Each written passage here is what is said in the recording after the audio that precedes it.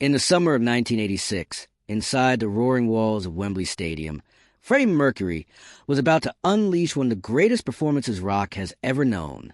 But just as he stepped into the light, a figure appeared in the shadows backstage, a silent disruptor wearing purple and a stare that could slice through thunder. Prince. He didn't say a single word. He didn't need to. One unexpected arrival, and Freddie Mercury, the unstoppable force of Queen, froze. Why did that moment shake him so deeply? What secret history did these two legends share? And what happened next that made 80,000 people lose their minds? A moment hidden from the world for decades. Tonight, we reveal the truth. Before we begin, make sure to subscribe, like this video, and turn on notifications so you never miss our emotional stories about Freddie Mercury. The air above London trembled with the weight of history.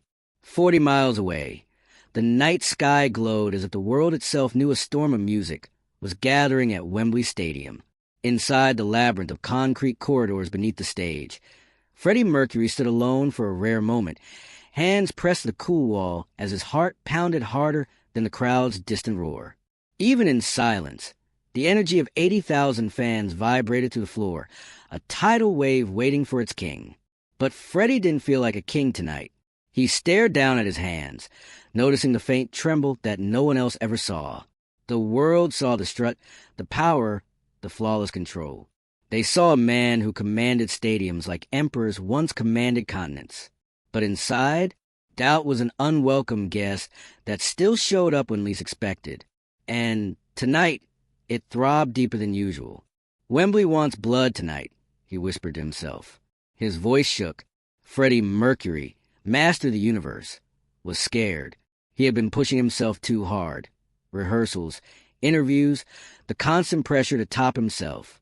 Every performance had to be bigger, louder, more iconic, because if he wasn't conquering the world, he feared he might disappear from it. Brian may had seen the worry flicker in his eyes earlier. "You all right, Fred?" Brian asked. Freddie forced a smirk. Humor was always the quickest shield. "If I weren't, darling, you'd be the last to know," he fired back before strutting off. But when he turned the corner, his swagger faded. Tonight wasn't just another show. It was a show. Wembley, the home of legends, the test of immortality. Queen was entering the climax of their greatest tour yet. Their music-filling stadiums where not even imagination dared stretch before. Live Aid had resurrected them.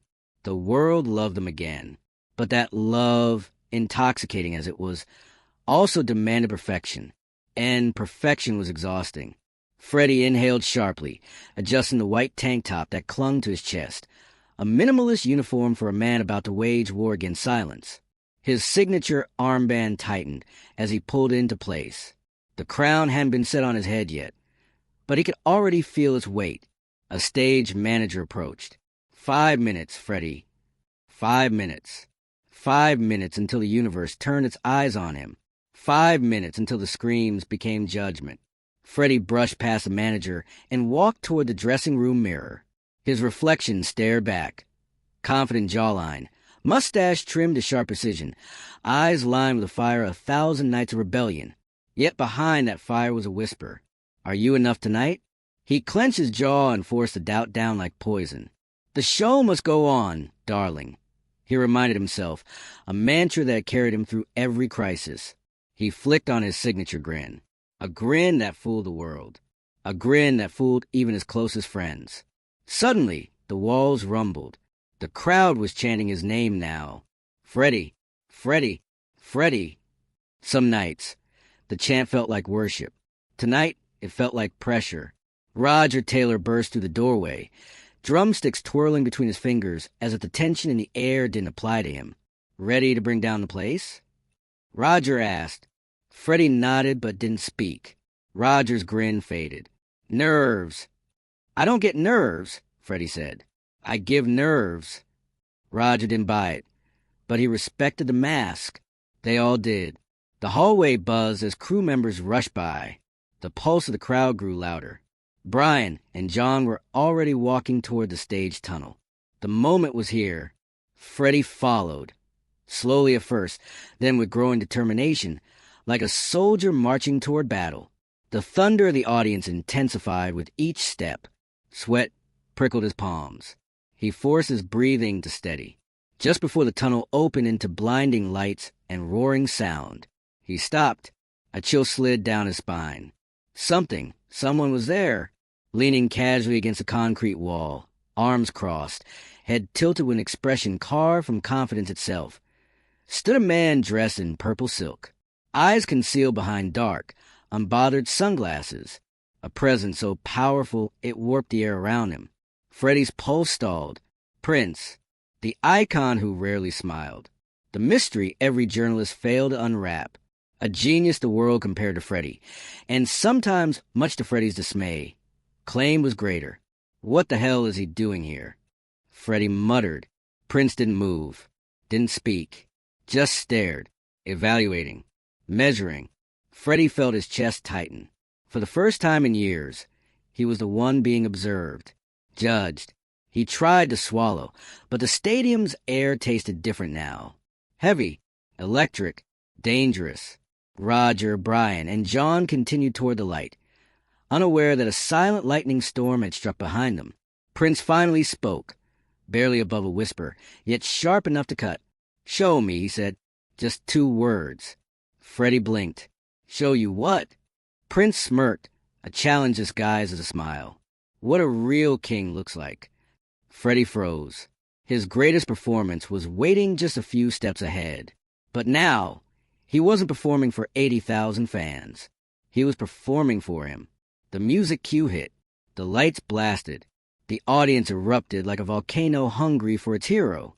Freddie took one final breath. Everything he was, every fear, every triumph, hinged on what came next. He stepped toward the stage, and then something unexpected occurred. Prince followed.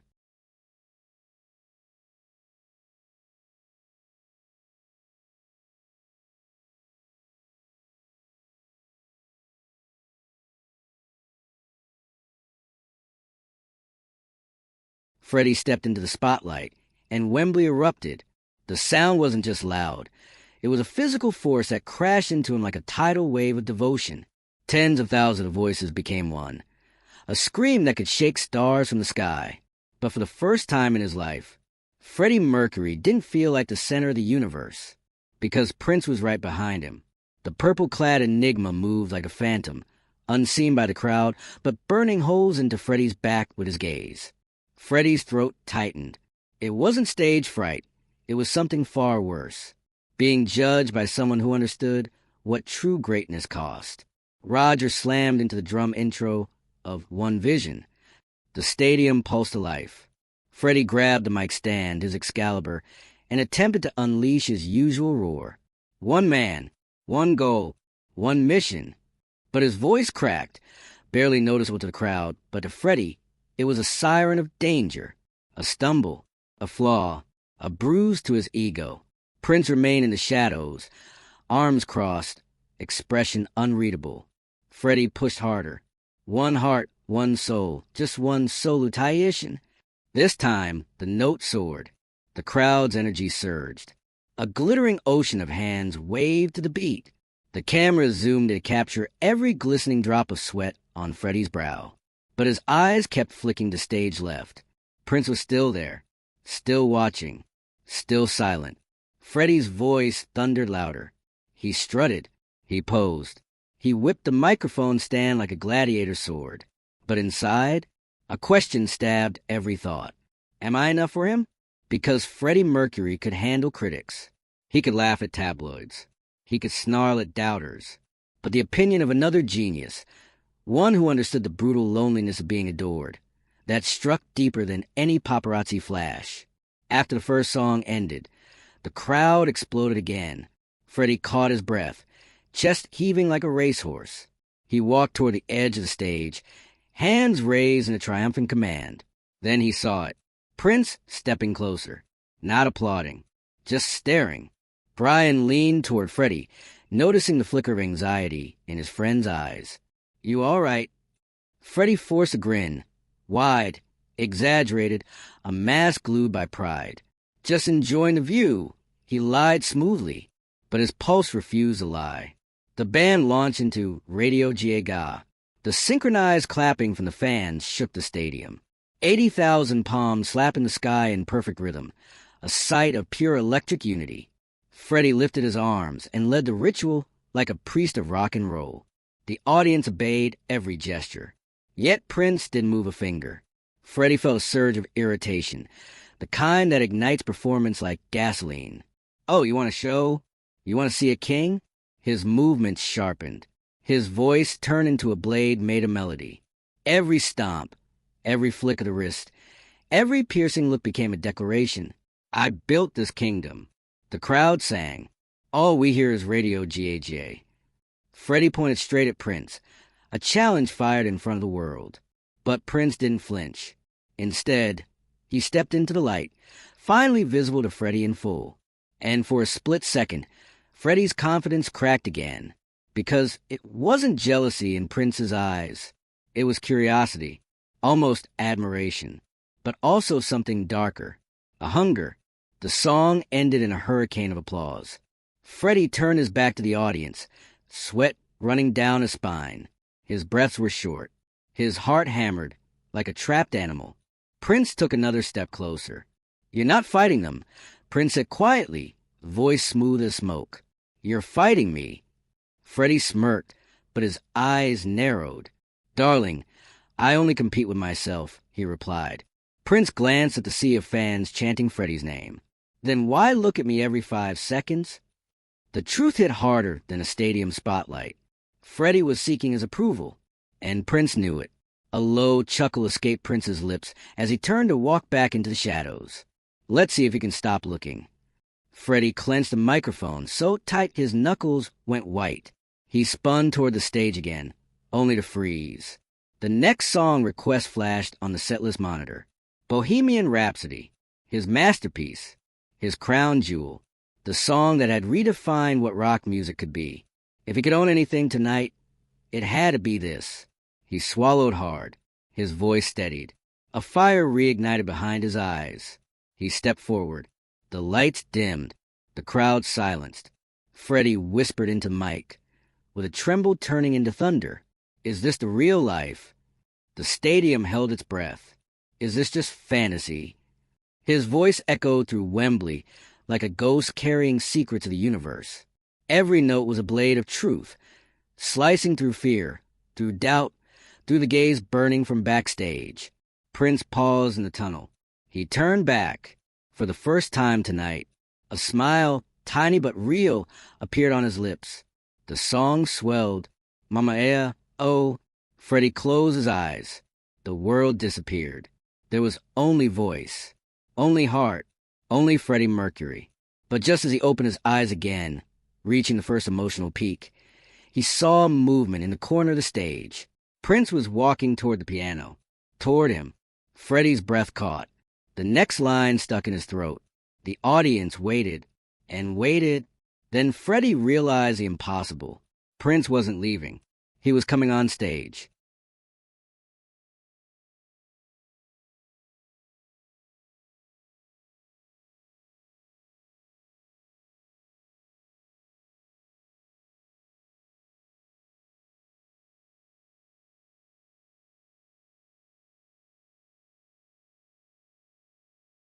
Freddie's fingers hovered above the piano keys, frozen mid-note as Prince walked into the light, slow, deliberate, like he was stepping out of a dream the world didn't know it had. The crowd couldn't see him clearly yet, but Freddie could, and that was enough to send a lightning bolt straight into his chest. His heart punched against his ribs. His breath stalled. All the swagger, all the command, it wavered. Prince stopped only inches in piano, his face carved in calm challenge. Freddie forced the next line out, voice trembling just enough to betray him. I see a little silhouette of a man. The audience screamed the next words on instinct. Scaramouch! Scaramouch! Will you do the fandango? Prince smirked. The song choice wasn't lost on either of them. A little silhouette, indeed. Freddie's mind raced. What was Prince doing? Why here? Why now? Brian and Roger exchanged confused looks. John kept playing, holding the structure together while chaos simmered at center stage. Prince reached out, not touching Freddie, but close enough that the air thickened between them. "You're good," he whispered, so only Freddie could hear. "But greatness isn't loud." Freddie's mouth twitched with offense, and a spark of excitement he refused to show. "Oh, darling," Freddie purred under music, "I'm about to blow your tiny little boots off." Prince lifted a single eyebrow. Challenge accepted. The operatic section hit. Freddie rose from the piano, voice erupting with furious power. "I'm just a poor boy, nobody loves me." The crowd thundered the response.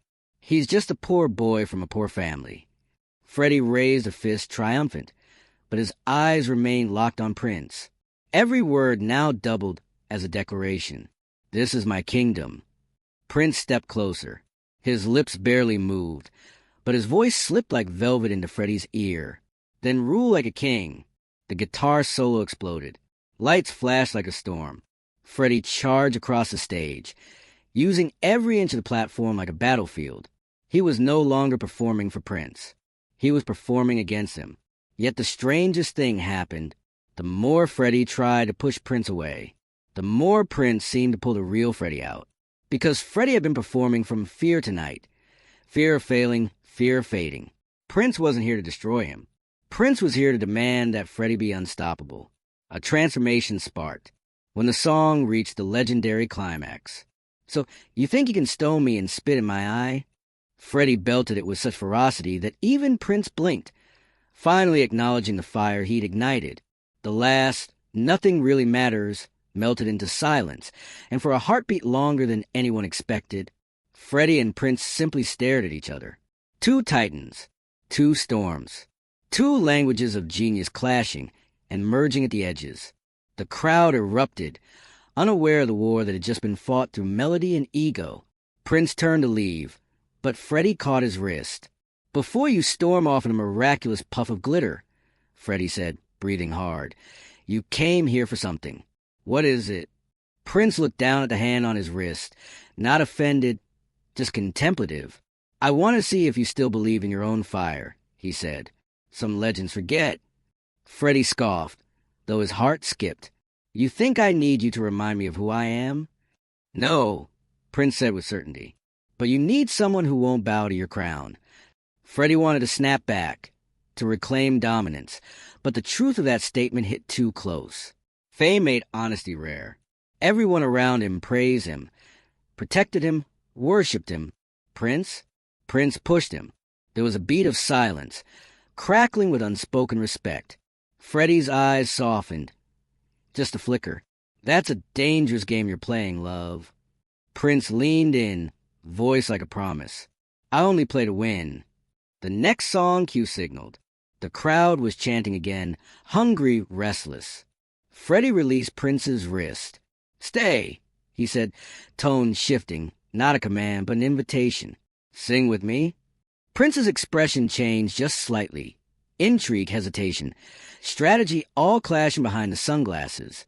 "I don't perform when I don't own the stage," Prince replied. "I observe until the moment is mine." Freddie tilted his head, a spark of curiosity replacing fear. "So that's what this is about, you want the crown." Prince smiled. "Not greedy, not cruel, just hungry. I want the world to see when two suns share the sky." Freddie's pulse skipped again, not from anxiety this time, but exhilaration, because part of him had always wondered, what would happen if a force equal to his collided with his flame? The stage manager yelled from the wings, "Freddie, you're late on the next song." Freddie didn't break eye contact. "Tell them the king was busy," he snapped. Prince chuckled under his breath, a rare sound. Then he took one step back into the shadows. "Don't dim tonight," he said. "Prove the light was always yours." And just like that, he disappeared into darkness, leaving Freddie with a storm of adrenaline and a destiny reawakened. The crowd chanted louder, a tidal wave rising. "Freddie! Freddie! Freddie!" Freddie inhaled, long, deep, steady. The fear was gone. The doubt, ashes. He walked back to center stage. Tonight would no longer be a performance. Tonight would be a coronation. He gripped the mic. He leaned toward the ocean of souls before him, and with a devilish grin, Freddie Mercury became a god again. But just as he opened his mouth to sing, a faint glimmer of purple appeared at the other side of the stage. Prince was not done.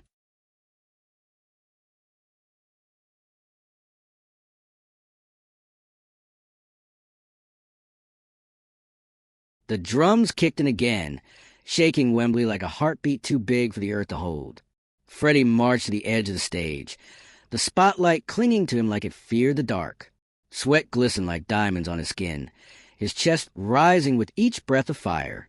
He had reclaimed his throne, but at the far end of the stage, a single streak of purple remained. Prince stood near a speaker tower, hidden from the crowd yet visible to Freddie, a silent comet threatening to eclipse the sun. Roger launched into the thunderous opening of "Tie Your Mother Down." Freddie roared the first lyrics with enough force to crack the moon. "Get your party gown, get your pigtail down." He strutted across the stage, commanding the crowd like a lion tamer. Yet he couldn't shake the sensation that every movement, every note, was being evaluated by the silent rival in silk. The media had long hinted at it. Two gods cannot sit on the same throne. Prince crossed his arms, a gesture of impatience or perhaps challenge. Freddie's inner voice snarled. If he wants a duel, I'll give him a war. His vocals soared, sharper, louder, almost reckless. Brian's guitar screamed alongside him, feeding off the tension. But with every triumphant step, adrenaline turned into unease. Every genius has a curse, and Freddie's curse was seeing vulnerability as weakness. Showing fear was not allowed. Not tonight. Not ever. The chorus roared. But suddenly the return echo from the crowd felt different. A ripple of confusion spread through the front rows. Heads turned. Fingers pointed. Because Prince, unmistakable, magnetic, stepped closer to the edge of the light. The audience gasped. What the... Is that Prince? Phones lifted like a forest of metal branches. Murmurs swelled into disbelief.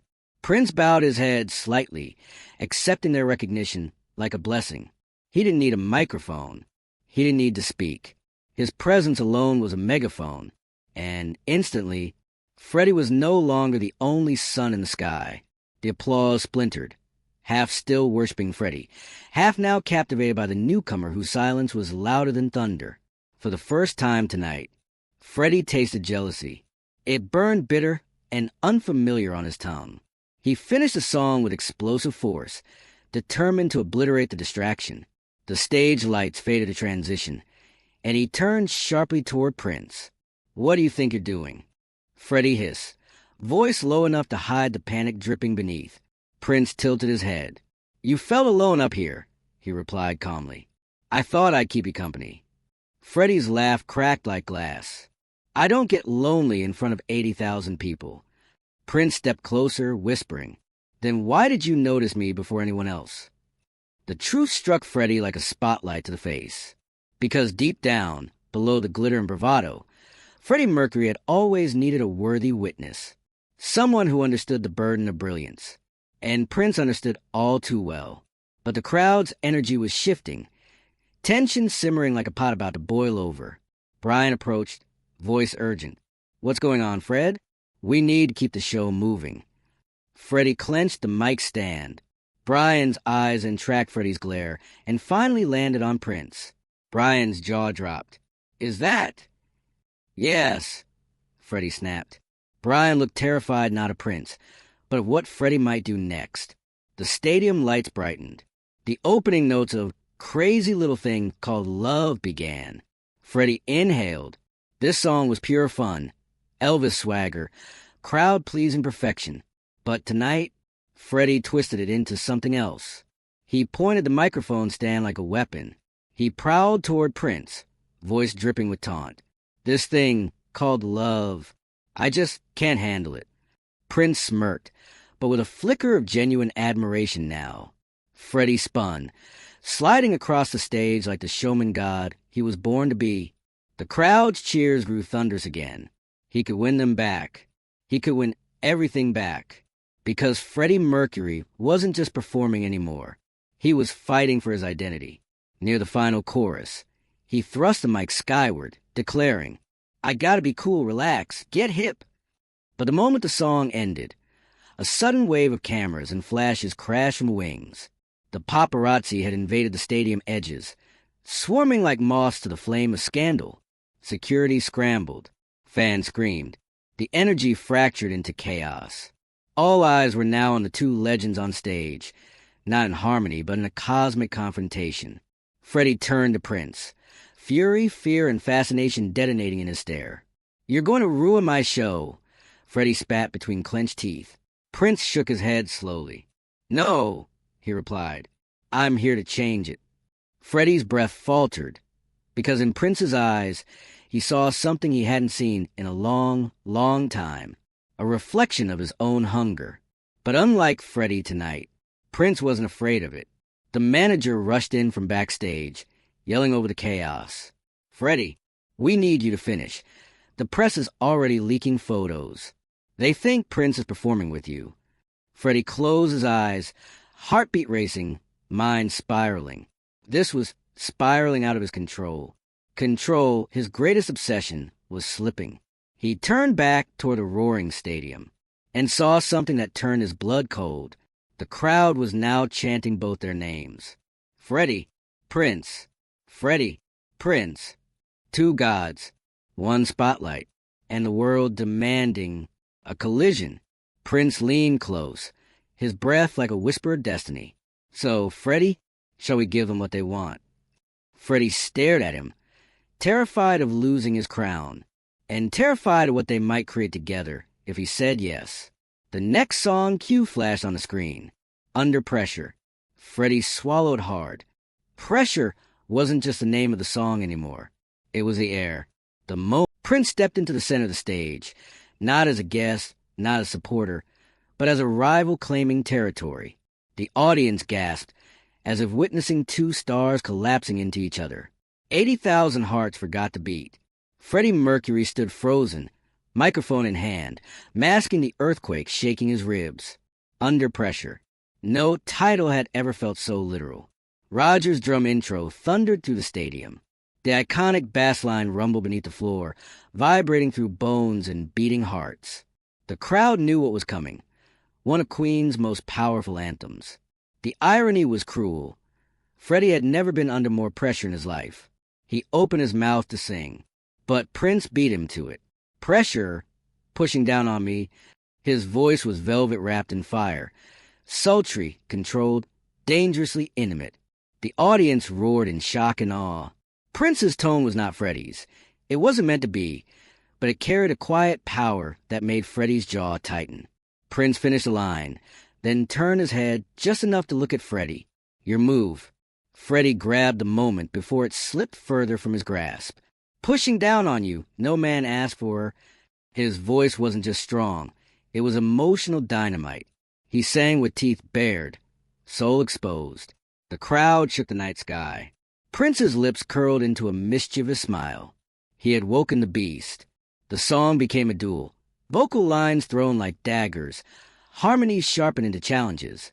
Freddie stepped forward, fierce, electric, unstoppable. Prince stepped too, smooth, mysterious, magnetic. They circled each other like twin predators, neither willing to break eye contact. Every lyric turned into confession. It's the terror of knowing what this world is about. Freddie hit the word terror with such force that Prince blinked, shaken for the first time. Behind the sunglasses, Freddie could see it. Respect, maybe even admiration. The audience was in a frenzy. Queen fans chanted Freddie's name. Prince fans screamed back. Some were simply too stunned to make noise at all. And still the energy grew. But in the middle of the hurricane, Freddie caught something unexpected in Prince's tone. A subtle heaviness. A crack hidden behind perfection. Pain. Deep personal pain. A kind even legends couldn't mask. Suddenly, Freddie understood something he hadn't before. Prince wasn't challenging him because he wanted to dethrone the king. Prince was challenging him because he was scared of his own loneliness. Brilliance was a blessing and a terrifying prison. And here they were, two kings locked inside cages built of applause and expectation, each pretending they didn't need anyone. The bridge hit. Turn away from it all. like a blind man. Freddie's voice trembled. This verse always hit too close. He glanced at Prince, and startlingly, Prince was already looking at him, not with rivalry now, with recognition. Freddie felt his chest tighten. Was this why Prince was here? The lights dimmed to a spotlight on the two of them. The world fell away. There was no Wembley crowd, no rivalry, no fear, just two men who belonged everywhere and nowhere. Why can't we give love one more chance? The harmony soared, Freddie's voice breaking with raw truth. Prince joined softly, not to dominate, but to support. A crack in the silence, a truce in the war. For the first time tonight, they weren't fighting. They were connecting.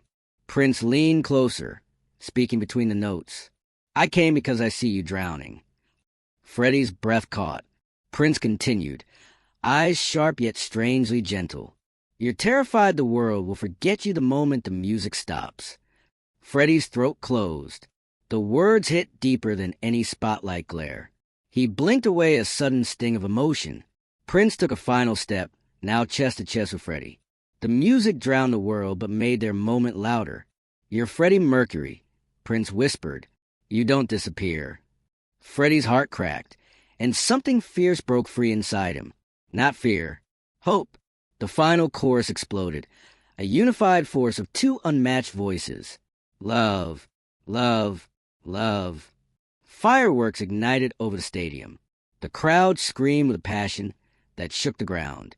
Freddie and Prince finished the song standing side by side, two supernovas in perfect orbit. For a moment that would never be captured in any official history, they shone together. The music cut. Silence crashed.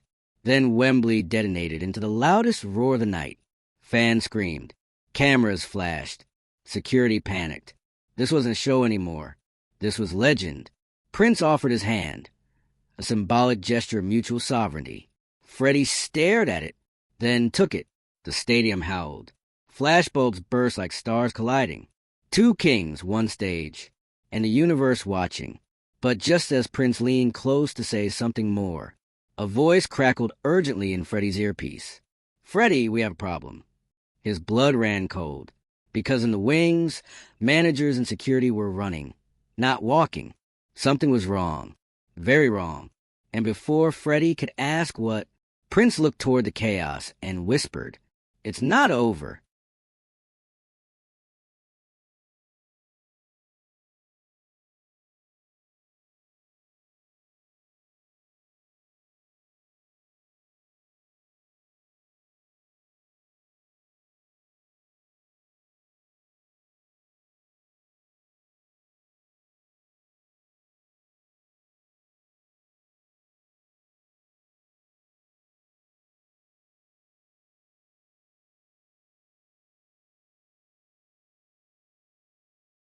The roar of Wembley continued thundering long after the last note faded, but Freddie barely heard it. He was watching the edge of the stage, where security and crew rushed like ants fleeing a fire. Their faces weren't panicked about a surprise, superstar appearance. This was different. Something was wrong. Prince noticed Freddie's tightening posture. What happened? He asked, voice low. Freddie didn't answer, because he didn't know. And uncertainty was the one thing Freddie Mercury could not control. Freddie, we need you backstage, someone shouted from the wings. But the crowd was chanting again, louder, desperate. Freddie, Freddie, Freddie. There was no door for retreat, no place to hide fear. Freddie lifted the mic, professionalism fighting panic, but his hand shook. He forced it still. Brian leaned in, concern etched across his features. Just give us a moment, he whispered. We'll figure it out. Freddie nodded, swallowing dread like broken glass. Prince moved closer, voice a quiet anchor against the chaos. You don't have to carry this alone. Freddie almost laughed. Alone was all he knew. But the ache in his chest grew heavier, the kind that wasn't caused by adrenaline or stage fright. This was deeper, private, his health, a secret he had been trying to drown in applause. Moments ago, the stage felt like a kingdom. Now, the spotlight felt like a microscope. Roger hit a cymbal lightly, a reminder that silence was dangerous. The crowd would start to worry. The press would sniff blood. Freddie took a breath, sharp and shaky. "Ladies and gentlemen," he began. But before he could improvise another breathless joke, a lighting technician slipped through the chaos, approaching Prince instead. "Mr. Prince, sir, there's been an incident in the VIP box." Prince stiffened, the sunglasses no longer hiding the sudden concern in his posture. "Who?" Prince demanded. The tech hesitated. But truth didn't wait for permission. "Wendy Melvoin." She collapsed. Prince's entire expression changed, the cool facade cracking like thin ice. Freddie recognized that look too well. Fear of losing someone you care about. Prince turned away, fists trembling. "I told her she was pushing too hard," he whispered, voice barely air. Freddie blinked, stunned not by the news but by the humanity pouring from this man, who was supposed to be made of steel and stardust. The universe had a cruel sense of timing. Both of them, gods in front of the world, were being dragged back into mortal fragility. Freddie stepped forward slowly. "Go," he said. Prince turned back toward Freddie, shock flickering in his eyes. "You're in the middle of the biggest show of your life," Prince said. Freddie smirked, tired, honest. "So are you." Their gazes locked, not in rivalry, not in challenge, but in recognition. Two legends finally seeing each other's cracks. Prince swallowed, torn. The decision wasn't easy. Nothing ever was when the world demanded perfection. "Thank you," Prince said softly. Freddie nodded once. A silent pact forged under the weight of stadium lights. Prince gave one last glance, as if memorizing the sight of Freddie standing tall in a place where fear should have broken him. Then Prince disappeared backstage, the shadows swallowing him whole. For the first time all night, Freddie felt alone again. The crowd began to hum with confusion. They tasted the tension. The king needed to reclaim the throne. Now. Brian stepped to Freddie's side. "What do you want to do?" he asked gently. Freddie stood motionless, the microphone heavy as a secret in his palm. He thought about the doctor appointments whispered behind closed doors, about the changes in his body he tried to ignore, about the future he feared was shrinking faster than his bravado could keep up with. Prince's words echoed in his skull. "You're terrified the world will forget you the moment the music stops." Maybe Prince was right. Maybe that fear was what kept Freddie alive out here. Applause surged again, urging him forward. Freddie inhaled deeper this time. He wasn't ready to face everything, but he could face this. He raised a microphone. His chin lifted, his spine straightened. The king was still here. The band knew what to do. Roger smashed into the opening beat. Brian's guitar screamed like the night was splitting open. Freddie unleashed Hammer to Fall, like a defiant roar against mortality, an anthem of rebellion, not just against the world, but against time. Every lyric became a truth he could never say out loud. For we who grew up tall and proud, in the shadow of the mushroom cloud. He sang as if this performance might be his last, as if the spotlight were the only place fear couldn't catch him. The audience felt it, the urgency, the passion, the pain. They clapped harder, screamed louder, reaching for him like he was slipping away. By the final chorus, tears glimmered in Freddie's eyes, not from weakness, but from the overwhelming force of being alive in this exact moment. The last chord dropped. The stadium roared. Freddie stood still, breathing hard, chest glowing with fire and fear. Backstage, Prince reappeared, eyes meeting Freddie's across the distance. A silent message passed between them. They were both running out of time. Freddie swallowed the lump in his throat, lifted his chin, and prepared to give everything he had left. Because tonight, the battle wasn't against Prince anymore. It was against the clock.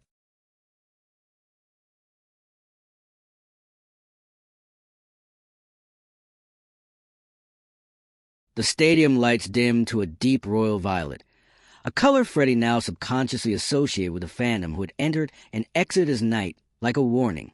But Prince was gone. The stage was Freddie's again. Completely, terrifyingly.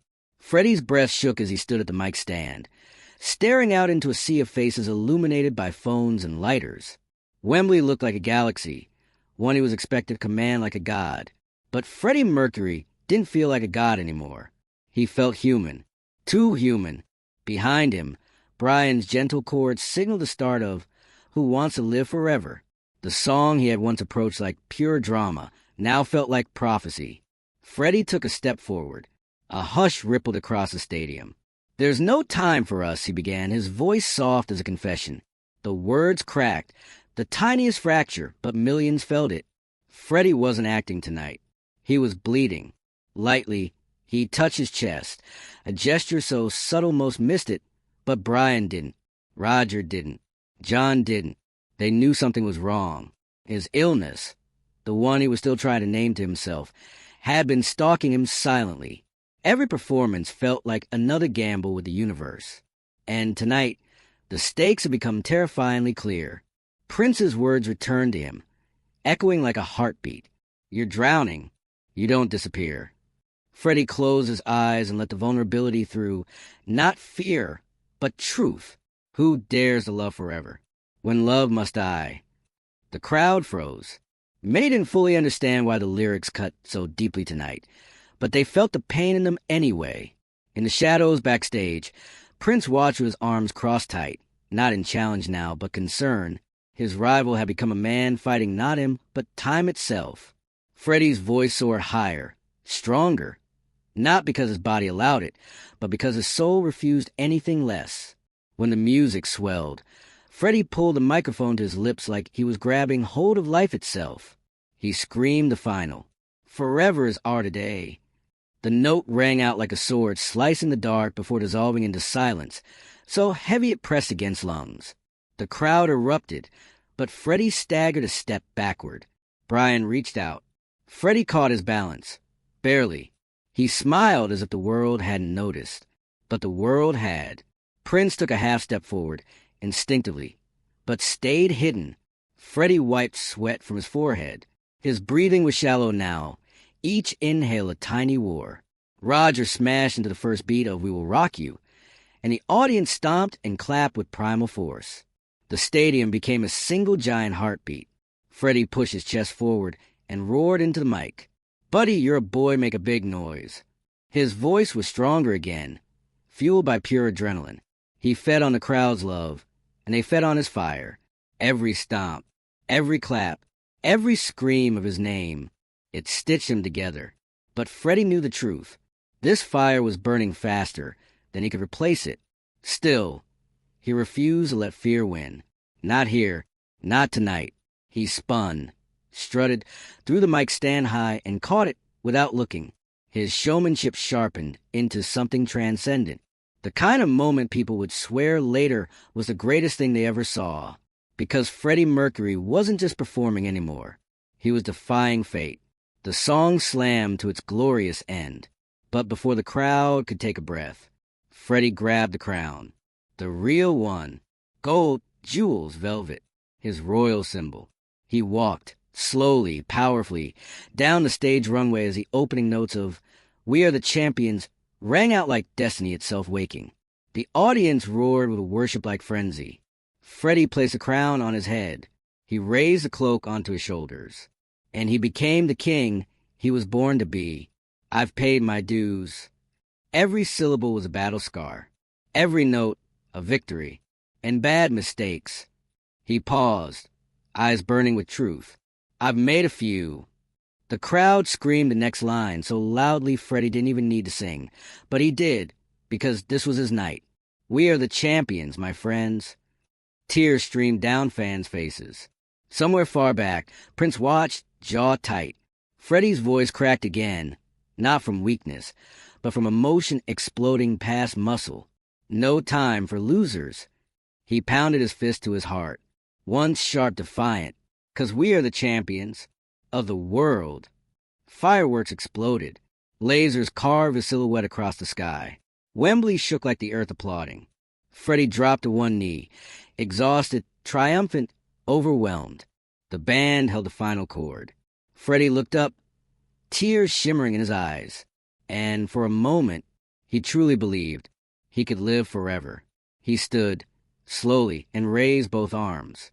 A king, victorious, unbroken. But when he turned toward the wings, toward Prince, Prince was gone. Not vanished in drama, but gone with urgency. Freddie's heart skipped, because he understood now. Prince wasn't the threat tonight. Time was, and the battle wasn't over. Not even close.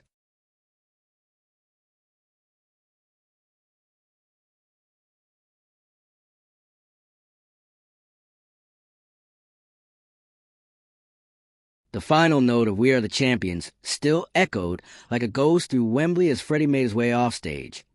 Crown in hand, cloak dragging behind him like a fallen comet's tail. The world above him roared with unstoppable joy, but in the shadows of the backstage hallway, his footsteps sounded disturbingly fragile. He collapsed into a metal folding chair, breath faltering as sweat rolled freely down his temples. His hand shook when he pressed it to his chest. This wasn't adrenaline anymore. This was the cost. A medic rushed forward instinctively, but Freddie waved him off with a weak flick of the wrist. Pride still barricaded him against vulnerability. Brian approached, eyes wide with concern. "Freddie, what's happening?" Freddie forced a grin.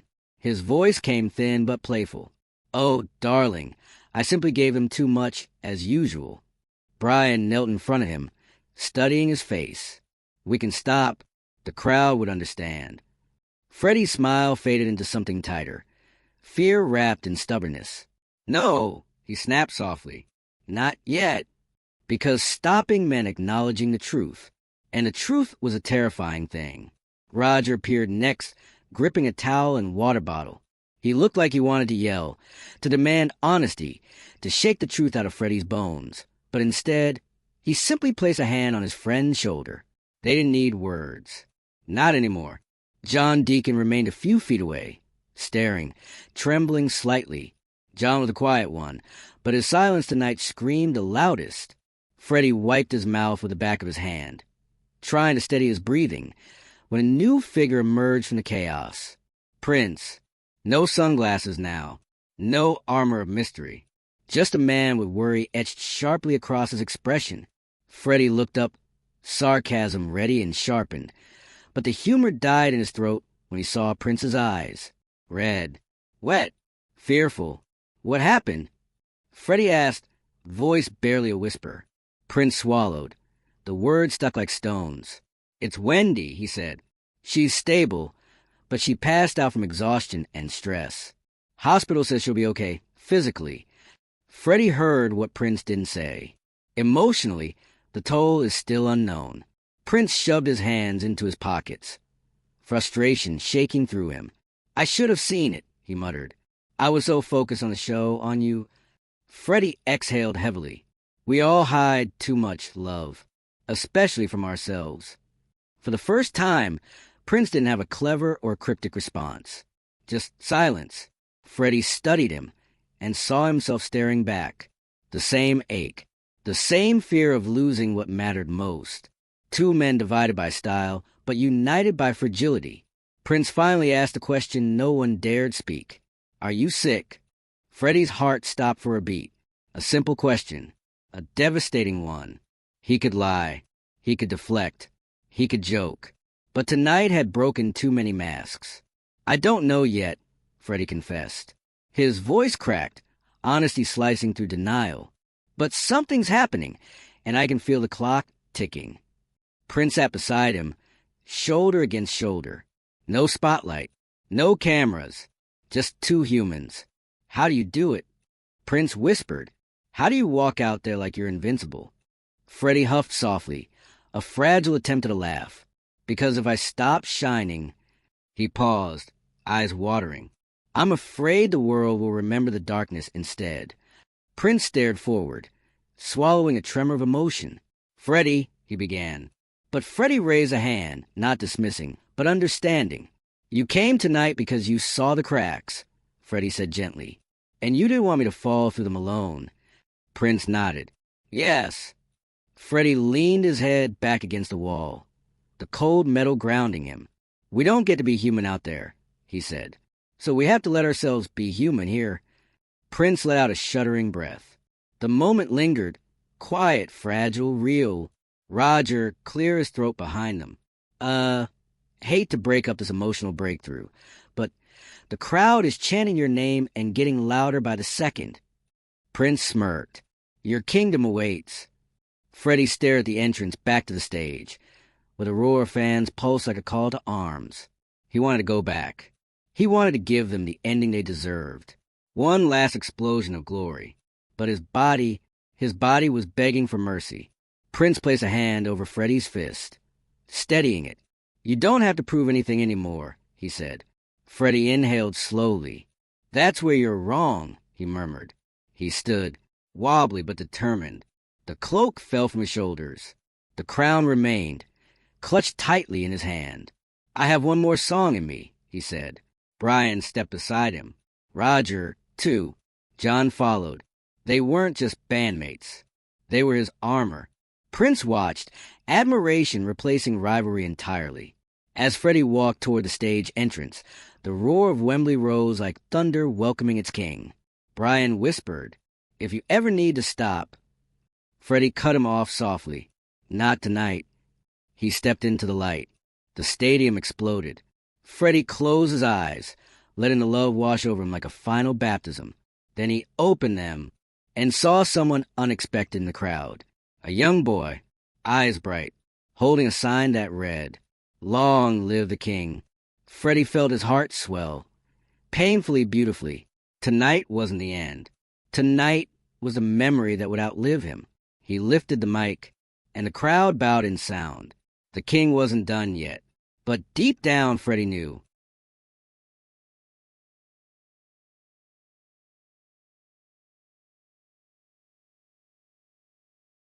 The stage lights burst to life once more, flooding Wembley in gold. Freddie stood alone at the center, the crown still in his hand, the weight of the world now resting on his shoulders rather than his voice. The band waited for a signal. The audience hung on a collective breath. This wasn't just a final song. This was a declaration of existence. Freddie brought the microphone to his lips, but instead of launching directly into a hit, he spoke, his voice sincere, raw, trembling just slightly. "Tonight, you made me feel very alive." The crowd screamed and Freddie smiled, a soft, fragile smile that held a lifetime of gratitude. "This song," he continued, "is for anyone who ever felt that their heart wasn't strong enough. Because sometimes loving is the greatest strength a person can have." Roger's drumsticks lifted. Brian's fingers found a perfect chord. John's calm presence grounded them all. The music began, "Love of My Life." The entire stadium gasped, as if every soul present had just been handed their own heart. Freddie didn't play the piano. He didn't need theatrics. He simply sang, "Love of my life, you've hurt me." The words were heavier tonight, not sorrowful, but grateful. Every lyric was a thank you letter. Every note was a heartbeat shared with the world. Prince reappeared at the side of the stage, silent, watching as Freddie poured everything left in him into the night air. Any rivalry that once existed had melted into mutual reverence. Freddie walked along the stage edge, reaching toward the crowd as voices joined his, a choir of 80,000 hearts singing for him, with him, as him. "Bring it back, bring it back." He stopped directly in front of the young boy with the "Long live the King" sign. Their eyes met, and the moment carved itself into eternity. Freddie pointed to the sign, pressed a hand to his own heart, and winked. The boy burst into tears, tears mirrored in thousands of eyes around him. "Don't take it away from me." Freddie's voice faltered, just once, but the crowd caught his note and carried it forward like an army refusing to let their king fall. "Because you don't know what it means to me." The final words left his voice like a whispered secret between him and the universe. Silence. The music stopped. The lights dimmed. The crowd froze. Freddie took one small step back, looking out over the ocean of devotion. Prince emerged from the shadows, approaching with slow reverence. He stood beside Freddie, not stealing the moment, but honoring it. The audience chanted, "Freddie, Freddie, Freddie." Freddie looked at Prince, and Prince bowed his head. "You won," Prince whispered. Freddie smiled, tired but triumphant. "It was never a competition," Freddie said softly. "We were always meant to share the sky. Prince nodded, understanding now what only legends understand. Greatness is not measured by how many stars you eclipse, but by how many you inspire to shine. Freddie lifted the crown, the crowd watching in pure silence. Then he placed it on his own head. The stadium exploded. Brian, Roger, and John rushed forward, surrounding Freddie with a wall of love and relief. The house lights brightened, and Freddie did one final walk across the stage, the royal cloak dragging behind him once more. He turned to face everyone, sweat and tears gleaming beneath the magic of fireworks exploding above. He didn't shout. He didn't roar. He simply whispered into the mic, "Thank you for giving me forever." Those 7 words hit harder than any high note ever could.